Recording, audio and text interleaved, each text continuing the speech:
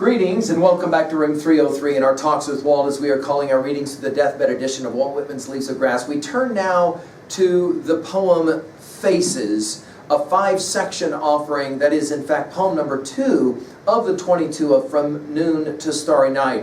One of Whitman's oldest poems. This is one of the cool things about coming to the end of Leaves of Grass. And we pick up a poem that's right at the very beginning.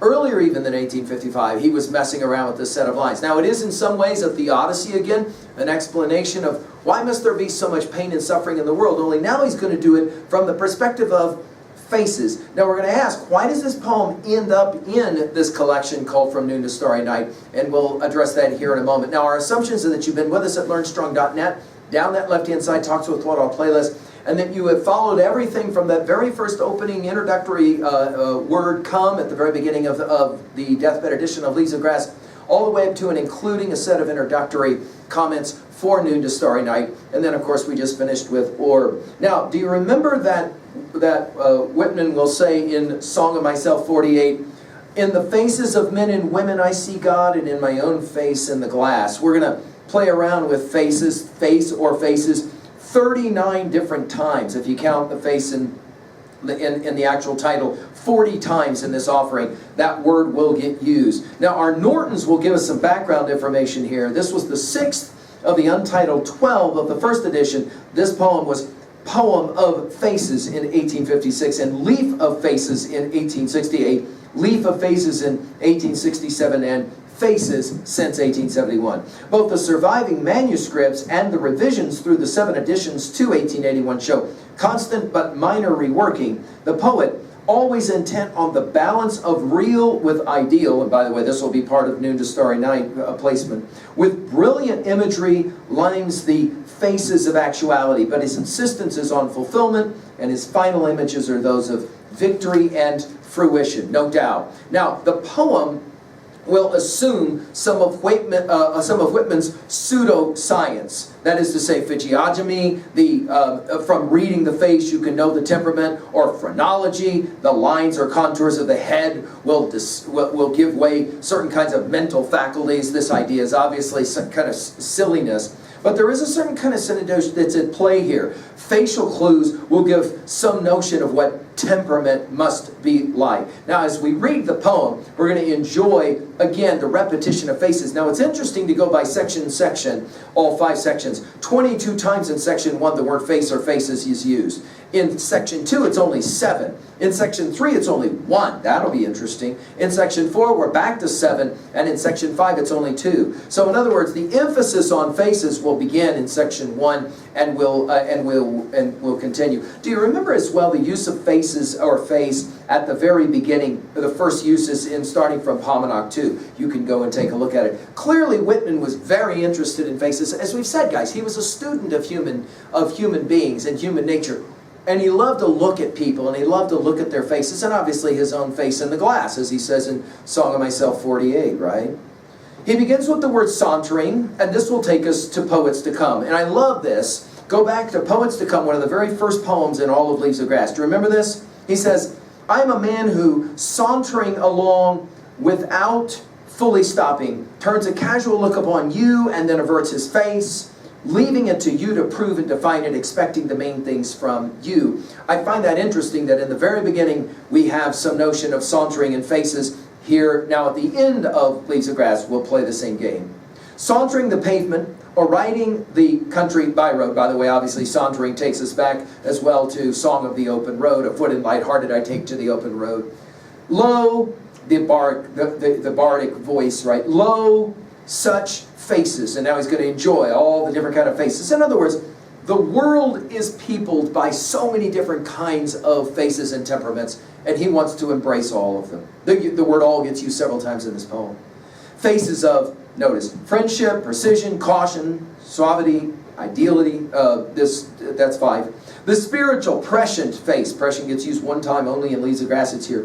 The always welcome, common, benevolent face. You'll remember benevolent from Song of Occupations 1. The face of the singing of music. Obviously, that's so important in Leaves of Grass. The grand faces of natural lawyers and judges broad at the back top. You'll remember lawyers and judges in Song of the Open Road 15. The faces of hunters and fishers bulged at the brows, the shaved blanched faces of orthodox citizens. Notice we go from natural lawyers to orthodox citizens. The pure, extravagant, yearning, questioning artist's face. I told you about his interest and curiosity for the artist.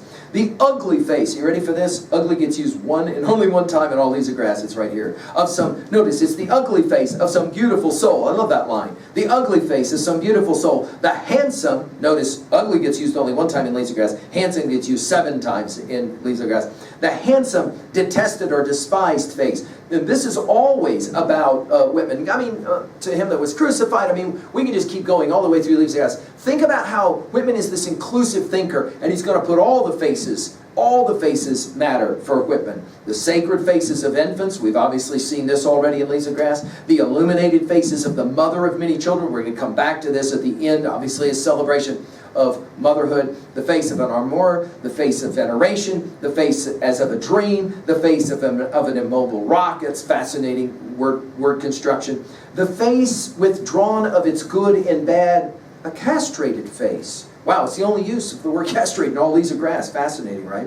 A wild hawk, back to Song of Myself 52. His wings clipped by the clipper. A stallion that yielded at last to the thongs and knife of the gilder. Now this is weird, this hawk and stallion. Like, what's up with that? And what does that have to do with faces? In other words, he's using symbolic kind of language here, isn't he?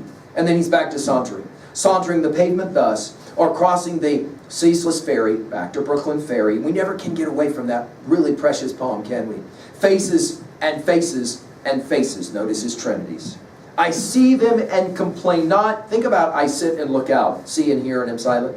I see them and complain not and am content with all. We're going to get this word content 2 more times in passage 2 and 5 of this poem. And notice the use of the word all. And now to passage 2. A little bit of a shift. Notice 7 times the word face or faces gets used here. And he starts with this construction that 7 times gets used in Leaves of Grass. Do you suppose? Notice the rhetorical question. Do you suppose I could be content with all if I thought them their own finale? In other words, faces lead to faces, if you will.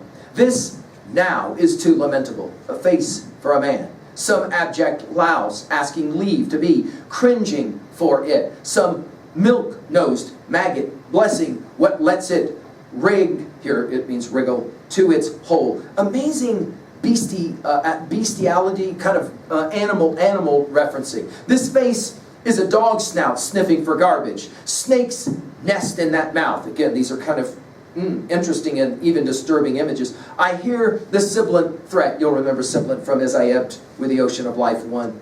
This face is a haze more chill than the Arctic Sea. It's sleepy and wobbling icebergs, right? Crunch as they go. This is a face of bitter herbs. This is an emetic. Only use of emetic here is, of course, inducing violence. They need no label, and more of the drug shelf. And then, of course, the three lists here. Laudanum, mentioned here for, in Leaves of Grass. Catechoke, kind of crude rubber, or hog's lard. And then, starting now to maybe become more personal, because as we commented elsewhere, Whitman is person. Well, he had a brother named Edward who maybe was an epileptic. This face is an epilepsy. Its wordless tongue gives out the unearthly cry. Its veins down the neck distend. Its eyes roll till they show nothing but their whites. Its teeth grit. The palms of the hands are cut by the turned-in nails. Amazing eye, huh? Amazing eye. He's obviously seen this. The man falls struggling and foaming to the ground while he speculates well. That is to say, from speculate here to see or to contemplate.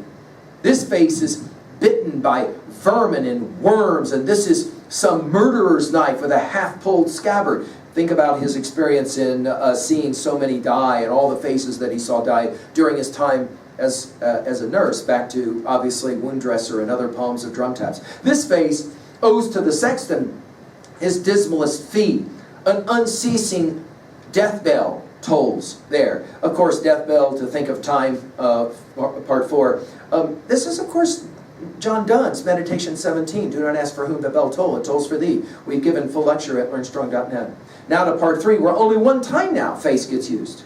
Features of my equals, would you trick me with your creased and cadaverous march? He says, well, you cannot trick me. In other words, now he's going to begin to look at faces from a completely different perspective. Watch. I see your rounded, never erased flow. I see neath the rims of your haggard and mean disguises. Splay and twist as you like. Now, Norton's will give us some background information about this splay as a verb, spread open or cut open. And then with forces, when Dr. Burke asked Whitman what he meant by this word, yet the poet answered, fores, the front, the snout, whatever. In nautical language, the word in Whitman's time meant the forward part of anything. As for the snout, those of fish and rat are similar in outline. Notice how he placed this: splay and twist as you like, poke with the tangling fores of fishes or rats, you'll be unmuzzled, you certainly will. And then I saw, notice the tense change, of the most smeared and slobbering idiot they had at the asylum. And I knew for my consolation what they knew not. I knew of the agents that emptied and broke my brother. Now our Nortons here will let us know that this is maybe a reference to Whitman's brother Eddie, born in 1835, was a mental defective cared for by the poet, whom he was to outlive by 8 months. The same way to clear the rubbish from the fallen tenement. By the way, rubbish is only used one time in Leaves of Grass, and it's here. And I shall look again in a score or two of ages, again the future Walt Whitman, and I shall meet the real landlord, perfect and unharmed, every inch as good as myself. You'll remember this use of good from Song of Myself 1. Every atom belonging to me is good belongs to you. This idea that the dead have faces too, and these faces of the dead that Whitman obviously saw regularly as a nurse, the faces of the dead, they speak as well, even though they can't speak. And then to part 4, with 7 uses of face or faces. The Lord advances and yet advances. Wow, now this is interesting. You'll remember the handkerchief of the Lord in Song of Myself 6, and you'll remember this use of the Lord as well in Song of Myself 45. The Lord advances and yet advances. Of course, think about evolution, progress, right? Always the shadow in front, always the reached hand bringing up the laggards. You'll remember this from Song of Myself 37. Out of this face emerge banners and horses. Now all of a sudden we're thinking about drum taps. Oh, superb. I see what is coming. I told you the first word of Leaves of Grass is come, and here we are, right? I see what is coming. I see the high pioneer caps. Think about the evolution from east to west. Obviously the frontiersmen and all of that. See staves of runners clearing the way. By the way, our Nortons will tell us about this use of the word staves. The staff of authority from ancient times was carried before rulers or judges to clear the way. Notice now, we'll say, staves of runners clearing the way, I hear victorious drums. In other words, the progress of civilization. This face is a lifeboat. This is the face commanding and bearded. Obviously, Song of Myself 15 comes to mind. It asks no odds of the rest. The face is flavored fruit, ready for eating. This face is of a healthy, honest boy, is the program of all good. We're back to this idea of good again. Notice it's a healthy, honest boy. These faces bear testimony, using now almost like Quaker language, slumbering or awake. Think about the power of sleepers here. They show their descent from the Master himself, so we go from the Lord to the Master. Off the word, think of the use of logos as we've used it in other parts of Leaves of Grass. Off the word I have spoken, I expect not one. And then he'll say it after the dash. Red, white, black are all deific. Go back to chanting the square deific. In each house is the ovum, that is to say that mature female reproductive cell, right?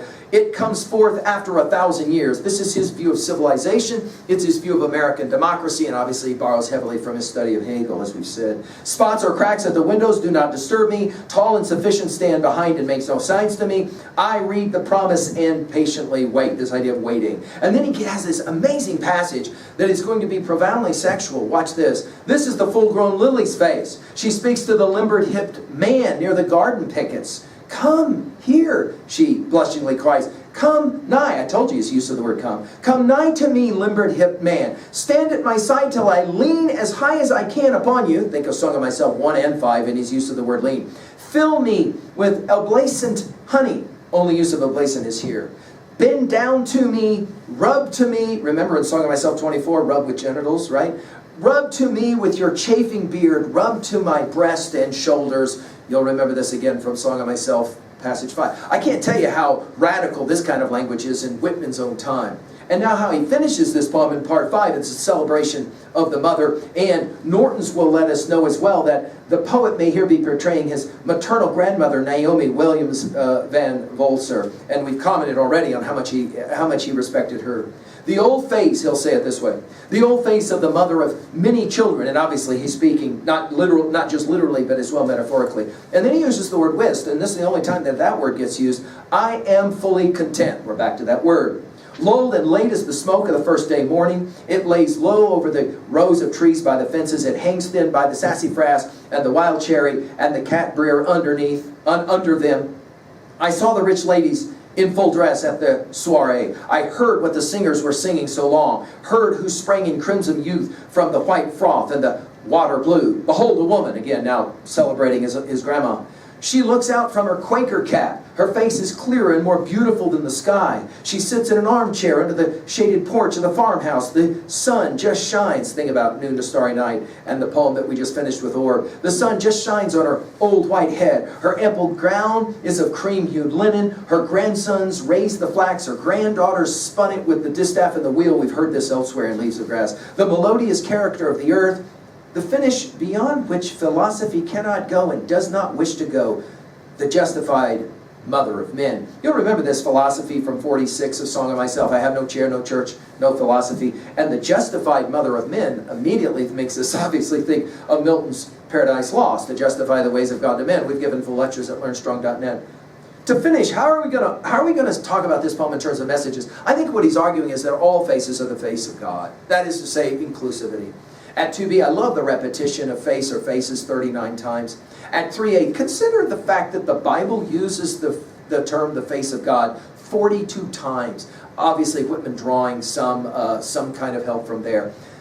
Think about the opera Les Mis, that great line, to love another is to see the face of God. What a beautiful line that is for us. And of course, this poem is in Noon to Starry Night because we're trying to reconcile paradoxes, as I said, and all these poems we're playing that game. Finally, at 3b, how are we going to own a poem like this? Well, what is your favorite face that you love to look at and to see? Many love the pictures of Whitman and love to look at his face. And what about your face? Do you believe that your face is a beautiful face? Because it is. Thank you.